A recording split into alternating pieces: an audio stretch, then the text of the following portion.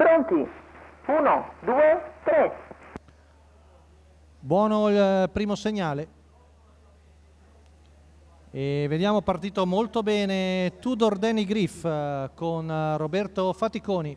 Numero che 7 Universal comando, Player squalificato. mentre il 3 di ASL esce all'esterno e va a chiedere strada e sempre sul punto di poter passare ASL, che è la nuova battistrada, mentre in terza posizione il 2 di Oscar Benal, mentre partito male Untouchable LG che è di fuori all'1 di Vien Rose, intanto 400 metri in 31. Siamo sulla seconda curva con ASL Agnello Vitaliano che tiene buon ritmo e arriva al paletto dei 600 metri in 46,5. Sempre in seconda posizione Tudor Danny Griff che ha preferito correre di rimessa, poi Oscar Benal che accenna a spostare al largo in anticipo su Untouchable LG. E ora esce in maniera più decisa Marcello Di Nicola, intanto il giro che viene via in 1-2-2 con in vantaggio sempre la figlia di Iglesias che ormai arriva al chilometro. Tanto si formano più pariglie, c'è anche un attacco in terza ruota, intanto chilometro in 1.19 tondo tondo, ultimo passaggio davanti alle tribune. In terza ruota c'è il numero 8 di Argo del Ronco, ma la corsa gli viene molto dura, frazione qui davanti alle tribune in 14,8, sempre in vantaggio ASL a precedere Tudor Danny Griff, all'esterno è Oscar Benal che si trascina Untouchable LG.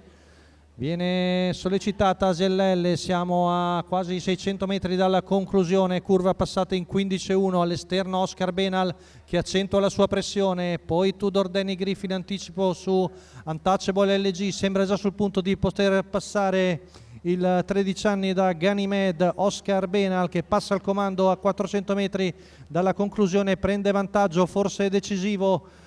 Siamo a 300 dalla conclusione, Marcello Di Nicola che prende il largo con Oscar Benal, ormai la lotta sembra solo per il secondo posto, l'ultima curva viene passata in 14,9, retta d'arrivo, è ormai una passerella per Oscar Benal, che la lotta ormai è solo per il secondo, con di dentro che si lancia Tisserandbee. Oscar Benal viene a vincere mentre Tisserandbee coglie un buon secondo su Untouchable LG, quindi vittoria per Oscar Benal, Marcello Di Nicola, il trainer di Francesco Virzì, colori della scuderia Benal di Marcello Becci, con scatto perentorio a 600 finali è venuto a vincere nettamente il 13 anni da Ganymede Oscar Benal, mentre per il secondo attraverso varchi interni è sbucato Tisserandbee che coglie un buon secondo posto davanti a Untouchable LG al quale è venuta non troppo bene. Quindi è tutto per la serata di questa sera,